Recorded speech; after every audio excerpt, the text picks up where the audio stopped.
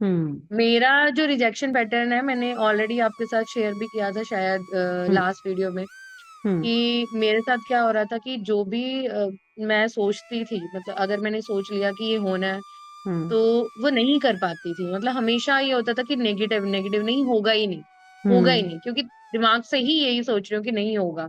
हम्म। Because बचपन में भी जब क्या होता था, अगर किसी ने इग्नोर कर दिया या किसी ने कुछ कह दिया, तो मुझे लगता था मैं हूं ही नहीं, वर्थ इट ही नहीं हूँ।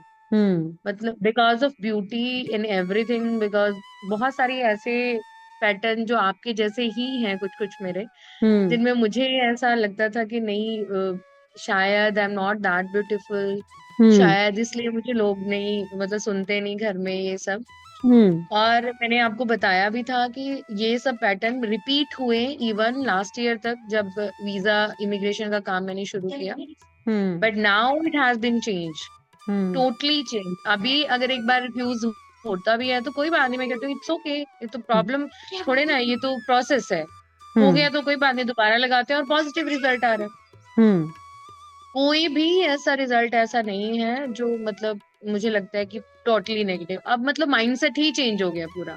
हम्म। और इवन अभी आपने, आई थिंक 1 या 2 महीना होगा, आपने मुझे कहा था, हम कोई बात कर रहे थे और आपने कहा था कौन कौन है जो आज तक फ्लाइट में नहीं बैठा। आई सेड मैं तो कभी ट्रेन में भी नहीं बैठी। I remember, yes. तो Didn't बहुत remember your दूर की name, बात but है। I remember somebody said yes.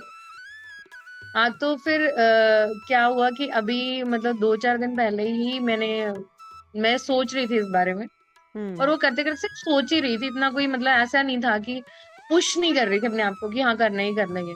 और हम्म। फिर अचानक से ट्रिप बना, अचानक से फ्लाइट की टिकट बुक हुई, हम्म। और साथ में ट्रेन की भी बुक हुई। हम्म। बिकॉज वो दोनों, आपने कहा था कि दोनों होगा, दोनों हम्म। करोगे, मैंने तो हो जाएगा। हम्म। फिर मैंने सोचा कि मैंने ये सोचा ही नहीं था कभी, मतलब पुश देके तो कभी नहीं सोचा था ना कि करना है। हम्म। तो these are the things which happened, because की रिजेक्शन पैटर्न जब समझ हम्म। आया तो वो अच्छा। काफी हद तक हील हो चुका है। Very nice. अभी मैं आपका स्कोर पूछूं अगर, देखो, सबसे पहला स्टेप होता है अपनी ट्रांसफॉर्मेशन का अवेयरनेस। ओके, कि अवेयरनेस की प्रॉब्लम क्या है, प्रॉब्लम कौन कौन सी होती है, जैसे मैंने रिजेक्शन की आपको डेफिनेशन बता दी। उसके बाद मैं अपनी लाइफ में झांकना, सेल्फ रिफ्लेक्शन करना, वो आप भी कर सकते हो। मुझे आपकी स्टोरी नहीं पता होगी जब तक आप बताओगे नहीं, आपको अपनी स्टोरी रिफ्लेक्ट होना, जो आपने अभी बताया कि भाई ये जो मैम ने बताया रिजेक्शन पैटर्न मेरा इस लाइफ में यहाँ यहाँ है, और देन अपनी आज की आउटकम के साथ उसको कनेक्ट करना। तो अगर मैं आपका हीलेथॉन से पहले का स्कोर क्या था, 0 से 10 में, 0 मतलब बिल्कुल कम, और 10 में मतलब पूरा अवेयरनेस, 0 से 10 के बीच में पहले क्या स्कोर था, और अभी आफ्टर गोइंग थ्रू द हीलेथॉन रिजेक्शन पैटर्न अभी आपका स्कोर क्या है अवेयरनेस में? मैम अवेयरनेस तो अभी मुझे तो अभी लगता है कि आई एम फुली अवेयर कि कुछ भी होता है, मुझे पहले से भयानक लग रहा था कि this is hmm. Going to happen, और हम्म। मुझे अवेयर हो रहना पड़ेगा। अगर कोई कंट्रास्ट भी आता है ना, तब भी हम्म। मुझे पता है।